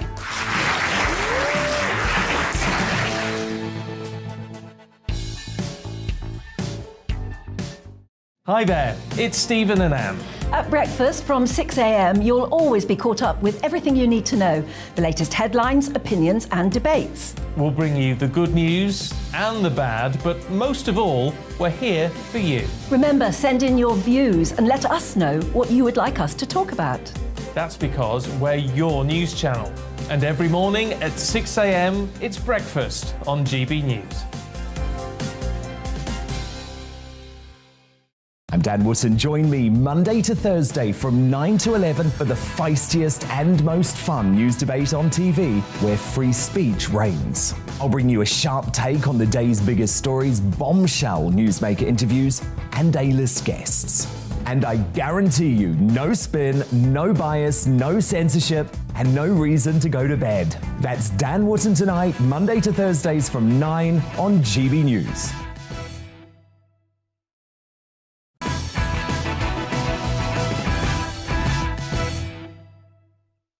Tomorrow's news tonight now in our Media Buzz. More front pages are in. Let's go straight to The Guardian, which leads with a stark warning from experts that children could die if families are forced to turn off the heating. Director of UCL's Institute of Health Equity, Sir Michael Marmot, has said that unless the next PM curbs soaring fuel bills, children face long-term health consequences.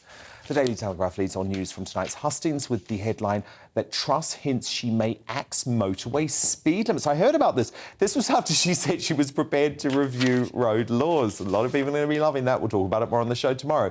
The Daily Express reports how concerns over the Queen's health have forced her to appoint next week's new PM at Balmoral instead of Buckingham Palace. I have to say, I tweeted about this earlier. I am worried about the Queen. I'm not going to lie, what I'm hearing isn't great, and send her huge amounts of love and support. The Times leads with the decline in the traditional UK family after a landmark study found a rise in children growing up outside the traditional two-parent household. Elsewhere, the paper reports on trusts vowing no new taxes in the latest hustings. The Daily Mail exclusively reveals a former murder suspect won custody of a neighbour's toddler by duping social workers, and they say the Queen, historic first as she appoints the new PM at Balmoral. Now more on the Media Buzz now with tonight's superstar panel, the author and broadcaster Christine Hamilton, the businessman Adam Brooks and the broadcaster Ashley James. I have to say, still gives me chills thinking of the moment I learned of how Princess Diana died as a 14-year-old. For me, it was one of those news events, along with 9/11 and the Iraq War, that helped shape my youth. And who could forget the shocking moment the news was broken to the country in a pre-social media world. Buckingham Palace has confirmed the death of Diana, Princess of Wales. The Princess died following a car crash in Paris. A statement from Buckingham Palace said the Queen and the Prince of Wales were deeply shocked and distressed by this terrible news. We have reports from Paris that Diana, Princess of Wales, has been killed in a car accident and that her partner, Dodi Fayed, has also been killed. They were apparently being pursued by paparazzi on 2 motorcycles. She died at 4 a.m. after going into cardiac arrest. That, according to doctors at the hospital in Paris, Diana, Princess of Wales, is dead. And as I revealed earlier, a bombshell new GBNews People's poll reveals that 44% of young people still think Diana was assassinated. That's in stark contrast to a YouGov poll in 2012 that found just 10% of 18 to 24-year-olds thought she was murdered. Across all ages, 29% of Brits surveyed said Diana was assassinated, up 5% from the 2012 YouGov poll. But the figure is dramatically down from the infamous Daily Express poll that Mohammed Al Fayed, the billionaire father of Diana's lover Dodi, notoriously held up there in 2003. Today, it should be Diana's legacy as a humanitarian who changed the monarchy, dominating the front pages. But look who's there instead. The scheming Duchess of Woke, Meghan Markle, who has succeeded in destroying Diana's son, Prince Harry's, relationship with his surviving blood relatives. So today, the Daily Telegraph reported on how Meghan lost America on the front of its magazine. The Daily Mail's Sarah Vine branded her recent interview a 6,400-word masterclass in manipulation. And The Sun's entire front page is dedicated to Meghan's unseemly comparison of herself to Nelson Mandela that was slammed by the family of the former South African leader. That's right. The Montecito Monsters publicity train, including claims she might publish an autobiography based on her royal diaries, has pushed aside any hope of Diana's legacy going fully appreciated at the very moment we need to remember it most. Christine Hamilton, isn't it a disgrace that Meghan's self-centred publicity drive has totally overshadowed the anniversary of Diana's death? Oh, you're so unfair, Dan. She says it wasn't in her control. She didn't know when all this was going to be released. She didn't know, so it's not in her control, so you mustn't be so unfair. She is a delusional, narcissistic, preposterous, ocean-going, copper-bottom tosser, and the sooner she never, ever has anything to do with this country again, the better. I mean, she's just unreal. She's unhinged. Strip her of her titles, right? It's all Strip her of her title. me. That's all it's about. Yeah, and why should she have her titles, Adam Brooks? I'm just shocked. I remember with the wedding, we had a party in the pub. I was as pleased as everyone in the country. I thought she was going to change the monarchy for the better. We celebrated. We loved her. Welcomed her, didn't we? I thought she was going to improve race relations in this country. I thought it was fantastic. She was beautiful. You know, she seemed perfect for the time.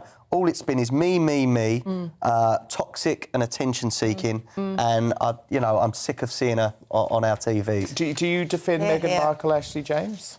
I don't necessarily like her, but I don't like the vilification of her either. And actually, she didn't put herself on those headlines in the media on the front pages. And I'm sorry, she knew what she was doing with that interview. They should have shown Did you read that interview? And actually, at least she's earning her keep. And I wish that there was more outrage towards Prince Andrew, who still has his title. There's loads of outrage against Prince Andrew. Not to the extent Meghan Markle. Issue. Well, it's not. And, and I also think there are lots of parallels between Meghan Markle and Diana. Not to say they're comparable, but the way in which they are treated by the media and that they were built up and torn down. And let me tell you something, and I'll tell you the key difference. Princess Diana even when she despised her husband, Prince Charles, and she didn't want him to become king. Do you know what she never did? She never tried to bring down the monarchy because she believed in the institution and she supported the Queen. And I think that's what the biggest disgrace is going on here. Meghan Markle, mark my words, she thinks she can bring down the British royal family. She will fail, but it's going to be bloody messy over the next few years as she acts out her plan. Speaks her truth. I was interested to see that even America is getting a bit tired of Meghan Markle. Totally. Hooray, bring it on. Now, today, the world's biggest celebrity hypocrite, David Beckham, sparked outrage after he starred in a sleek propaganda video for the Arab state and human rights hellhole Qatar, flushing his carefully manicured reputation as a humanitarian down the Persian Gulf in the process. Look.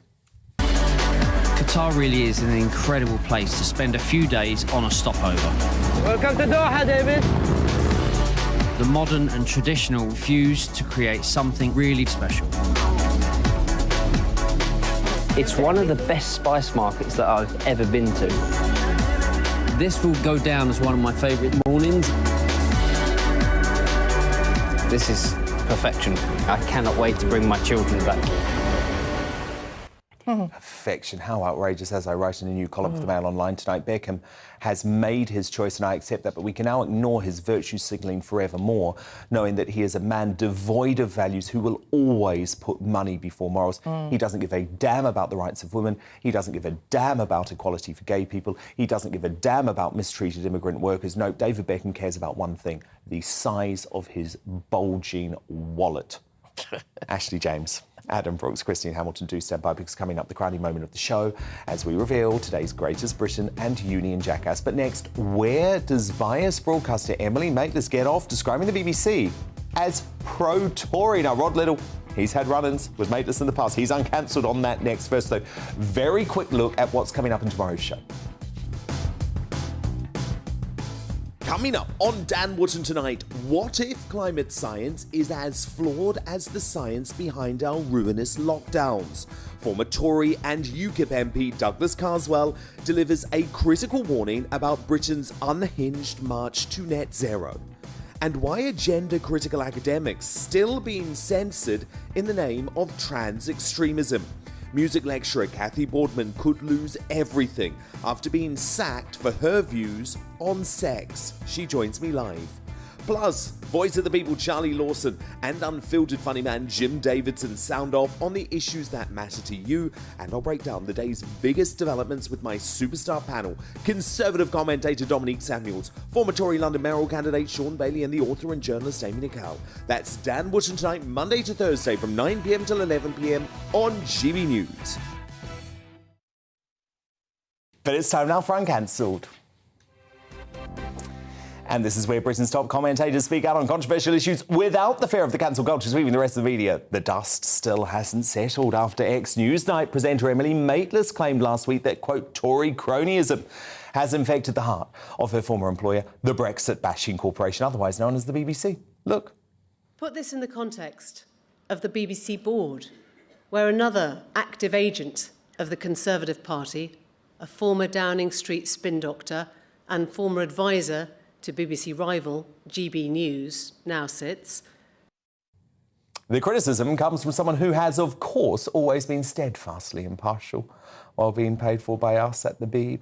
Not watch. Dominic Cummings broke the rules. The country can see that, and it shocked the government cannot.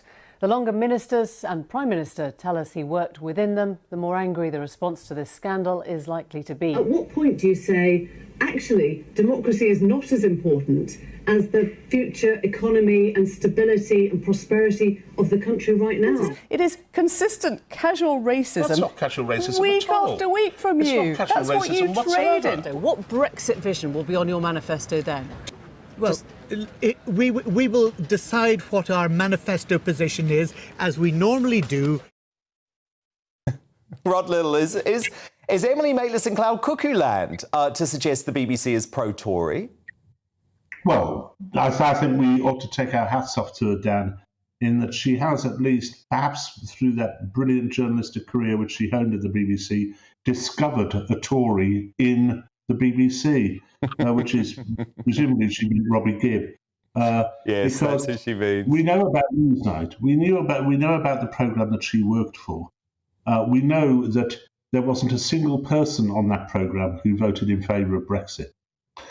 We know that for the last 12 years, until very recently, and Newsnight has got very, very good just recently. It's actually a programme worth watching again.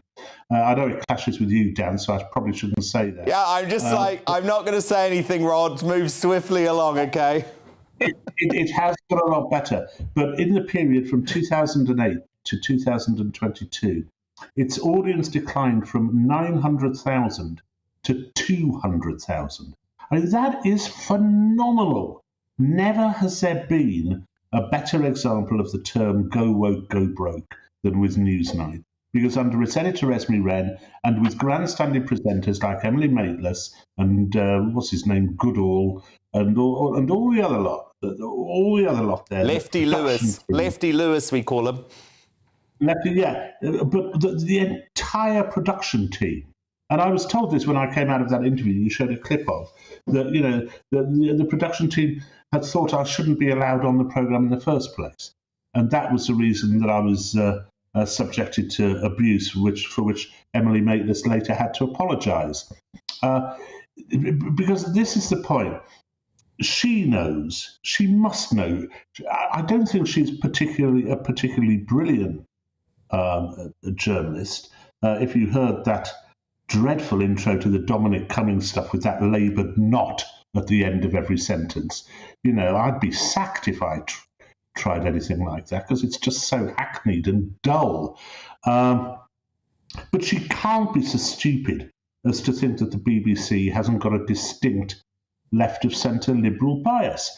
Now, you know, that to me is evident less in the news and current affairs, although it undoubtedly is there, but certainly in all the dramas, in the comedians they have on, in all the shows they have, in its ethos, in the way it tries to stop the last night of the proms going ahead with the traditional ending, in getting rid of people like Jeremy Clarkson, Andrew Neil.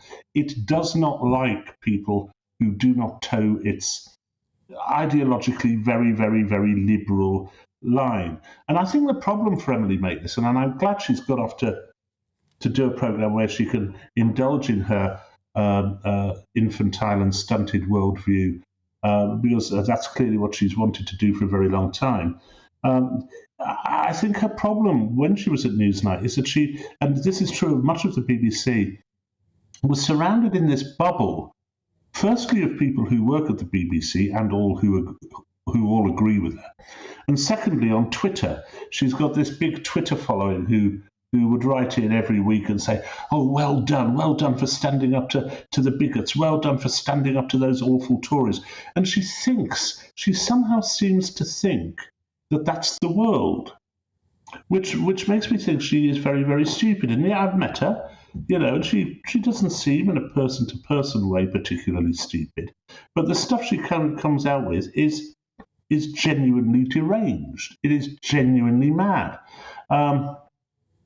There seems to me it's incontestable that the BBC has a left-of-centre bias. It's not me saying that.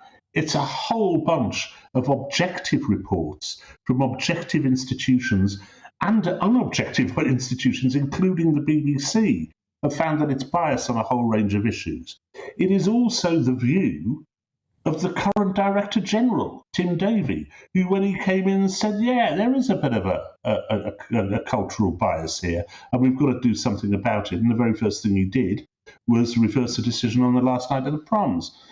Everybody says that. Everyone who has left the BBC and gone to work somewhere else, all the talent, the Jeremy Paxmans, the Clarksons, the Michael Burks, the John Sargents, all say it's a left-of-centre bias. You know, there is no doubt whatsoever in anyone's mind, anyone who looks at that corporation through neutral eyes, and it was the same when I was there, it's got a left-of-centre bias. So what was she playing at then, Rod? What was she playing at? What was this about? Because, of course, she's speaking to a room of TV industry elites. All of the people in that room at the Edinburgh TV Festival, they make the decisions about what we watch on mainstream television. Sure. Well, I think it's one of two things. I mean, I think there's a few things going on here. First, she desperately wished to get off her chest a number of complaints about the BBC, which had undoubtedly been festering, given the number of times that she was told to apologise. So she was told to apologise to me. She never did. And Newsnight never did. It was quite clear there was an internal BBC report which concluded that she had been grossly out of line in the way she interviewed me. Similarly, the stuff about Dominic Cummings, similarly, all those clips you showed, she kept being told that she would have to apologise.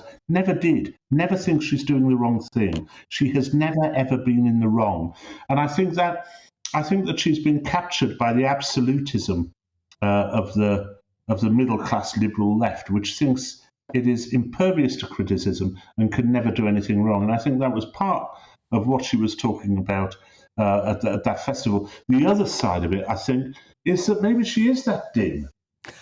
Maybe she is. Yeah, perhaps she is, Rod. Rod Little. Thank you so much, Rod. Wonder, don't you? You have to. No, you do have to, because it was such a bonkers claim. Rod Little, we will speak next week, Rod. Thank you so much. But it's time now to reveal tonight's Greatest Britain and Union Jackass. Christine Hamilton, who are you nominating to be your Greatest Britain tonight? My Greatest Britain is Liz Truss for turning down Nick Robinson of the BBC. He is apoplectic with rage that anybody dare snub him or the great BBC, let's just call it that. Yes. I was going to call it something else. So Liz Truss is my Greatest Britain tonight. Adam Brooks, your nominee. Mine is the Great British Pub. Something dear to my heart and something I want to try and protect. We face losing so many this winter, and we could have just 30% left going into next year. Very worrying. Absolutely terrible. Ashley James, your nominee. I wanted to nominate Princess Diana just to pay tribute to her on the anniversary of her death. Obviously, 25 years. I feel like she deserves a nod and a mention. Absolutely, she does. That is my favourite photo of Princess Diana, actually. So, of course, she has to be tonight's Greatest Britain, doesn't she? Well done. You won. To the legacy of Princess Diana. Well played. Union Jackass time now. Christine Hamilton, your nominee. Oh, well, I mean, just how thick can a footballer be? David Beckham, I mean, unbelievable. We've just talked about him earlier. He should stick to advertising Y-fronts or whatever the knickers were he advertises, because, frankly, that's where his brains are. How dare he say that Qatar is perfection? He's clearly not a woman and he's not a homosexual, because if he was either of those, he would know that the country is disgraceful. And he's no longer a humanitarian of any form after this campaign. Adam Brooks, you... Mine is Rishi Sunak for the unforgivable decision to raise VAT on hospitality back to 20% in April, when we were crying out for it to be kept low. Ireland kept theirs at 9%. It's cost jobs and businesses. It was such a bad decision. And Ashley James, your Union Jackass nominee. My Union Jackass is actually Boris Johnson for his completely ego-driven and tax-funded victory lap of the UK, celebrating his so-called achievements. I feel like focus on the cost of living crisis and also let us decide what your achievements are. OK, well, I'm going to go for David Beckham. I'm completely with Christine Hamilton. I know he's got a pea-sized brain, but an ego that is so large and a greed and a thirst for money. I mean, he's the man who's got everything, but he still wants more. Christine Hamilton, Adam Brooks, Ashley James, my superstar panel, thank you so much. I'm, of course, back again tomorrow night from 9 p.m. Thank you so much for your company tonight. Do join us tomorrow, but Headliners is up next. Good night. I'm Alex Deakin with your latest weather update from the Met Office. Tomorrow is another dry, fine day for the vast majority with sunny spells, probably feeling a little bit warmer for most, although first thing it will still be fairly chilly under this area of high pressure. Most will have a fine and a largely clear night, but there's a couple of weather fronts that are kind of just closing in, and they will bring a change come Friday and into the weekend. But for the time being, as I said, most places dry and fine. There are one or two scattered showers over northern England this evening, but they're fading away. Most will have a dry night, just a small chance of one or two more showers coming back into eastern England. Generally, clear skies, and temperatures will drop down to single figures across Scotland. A fresh start here. Further south, perhaps a little warmer than last night. Towns and cities staying in the teens in places. Dry and fine for most on Thursday with sunny spells. Small chance of 1 or 2 showers along the south coast of England, perhaps a greater chance of 1 or 2 over eastern parts of England, maybe southeast Scotland. But again, the vast majority will stay dry. The showers few and far between. Bit of a breeze blowing across the south again, but temperatures in the mid-20s here and up to 20 Celsius across Scotland and Northern Ireland, so a touch warmer than today. As we go through Thursday evening, though, a greater likelihood of seeing some showers spreading up across southern parts of England into